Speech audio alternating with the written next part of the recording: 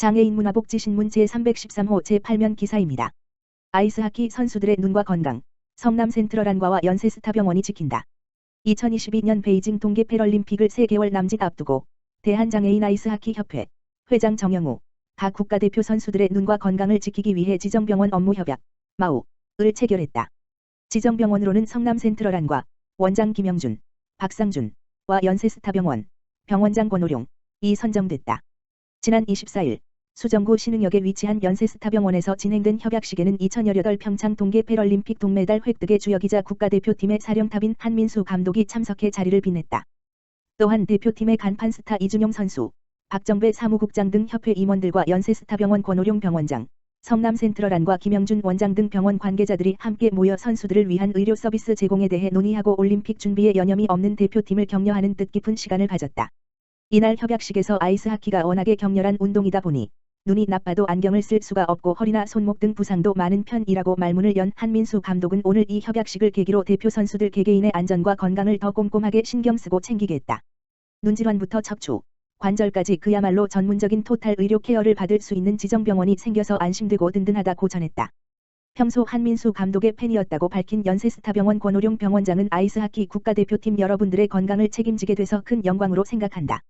최선의 결과를 위한 최적의 건강 상태를 목표로 최고의 의료 서비스를 제공하겠다고 밝혔다.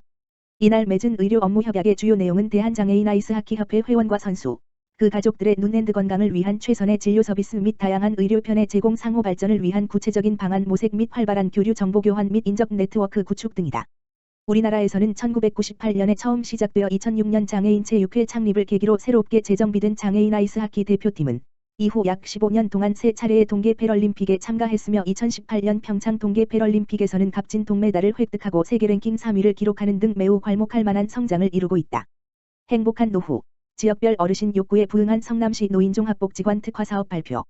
성남시는 노인종합복지관협회 회장 김진권, 주관으로 11월 25일 목 온라인으로 노인종합복지관 특화사업 발표회 및 연합워크숍을 실시했다. 성남시 노인종합복지관 6개소 사회복지사 등 종사자 약 150여 명이 참여했다. 이번 워크숍은 지역별 어르신 욕구에 부응하기 위해 노인복지관별로 추진하였던 특화사업 발표를 시작으로 김수인 휴머컴퍼니 원장의 소통으로 이루는 행복한 조직문화 특강, 온라인 힐링 워크숍 순으로 진행됐다.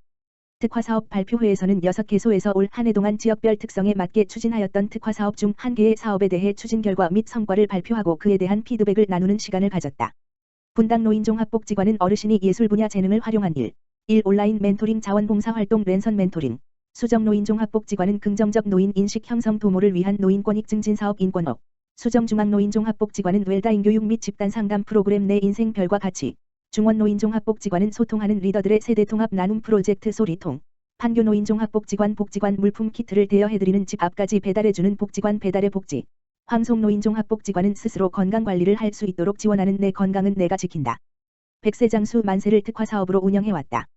성남시는 2021년 10월 말 현재 65세 이상 노인 인구 비율이 14.7%로 경기 인구 90만 이상 대도시 중 첫 번째로 고령사회에 진입되어진 상황이며 앞으로도 노인 인구는 꾸준히 증가할 것으로 예상되고 있다. 노인종합복지관에서는 코로나19 장기화로 인해 복지관 이용이 어려운 어르신들을 위해 취미여가, 건강 증진, 정서 지원 등 다양한 비대면 프로그램을 개발하여 제공하고 있으며 고령사회에 대응하여 지역적 특성과 어르신의 다양한 욕구를 충족하는 맞춤형 특화사업 등의 운영을 통하여 노인복지 전문기관으로서의 지역 플랫폼 역할 수행이 기대된다. 성남시 의료원 감염병 대응 긍정평가, 일반 진료와 사회적 약자 진료 부족. 성남시민이 성남시 의료원이 코로나19 확진자 치료 등 감염병 대응은 잘하고 있지만 외래 등 일반 진료와 사회적 소외 계층에 대한 진료는 잘못하고 있다고 생각하는 것으로 나타났다. 시민단체인 공공의료 성남시민행동이 지난 10월 19일부터 29일까지 SNS로 성남시민을 대상으로 온라인 인식조사를 진행한 결과를 발표했다. 응답자 중 80%가 코로나19 거점 전담병원으로 지정에 대해 감염병 치료는 공공병원의 매우 중요한 역할이라며 긍정적으로 생각하고 있었으며 8.8% 일반 진료를 축소하고 코로나 확진자 진료를 확대해야 한다고 생각하는 것으로 나타났다.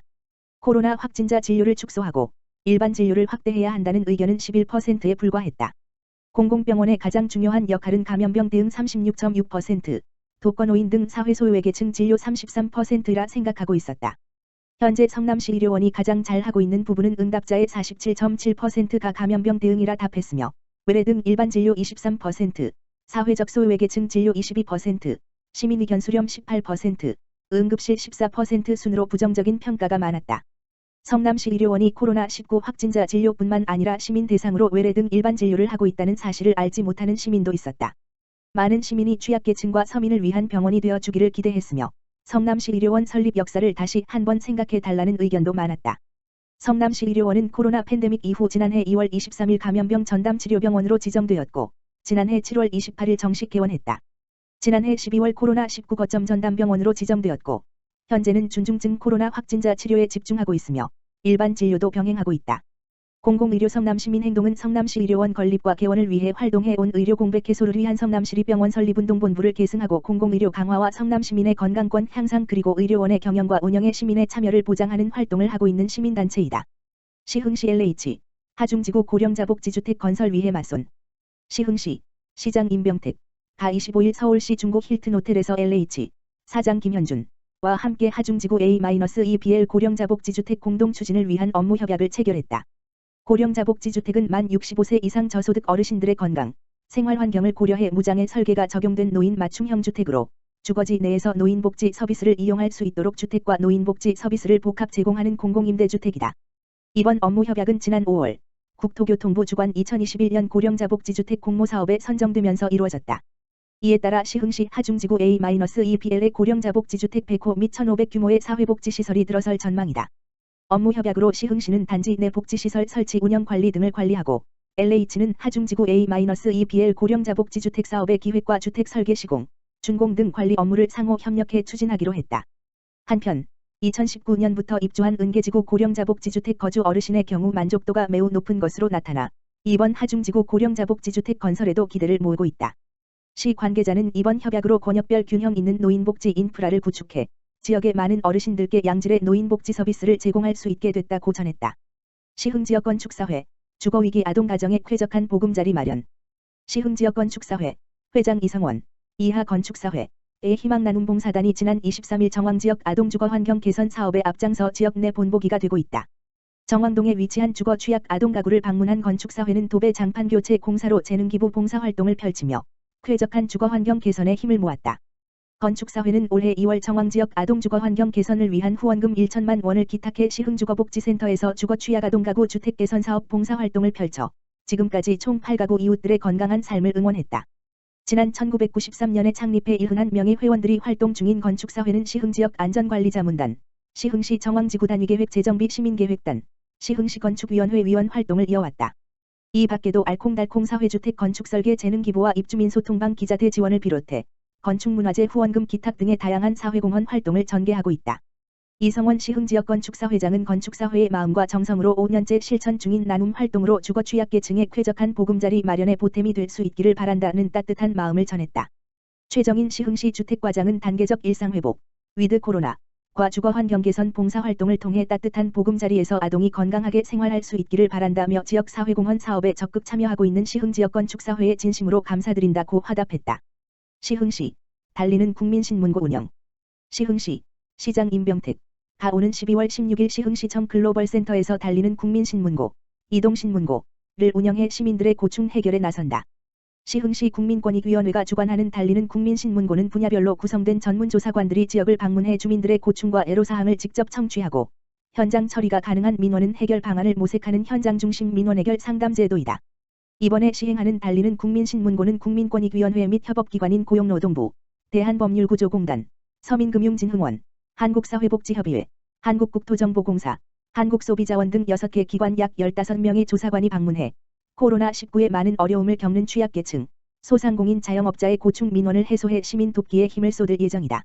시민들은 행정 분야, 부패신고, 행정심판, 사회복지, 제도권 밖 비수급 취약계층, 법률상담, 민형사, 생활법률, 소비자 피해 구제, 지적, 분쟁, 노동관계 등 다양한 분야에 대해 자유롭게 상담할 수 있다.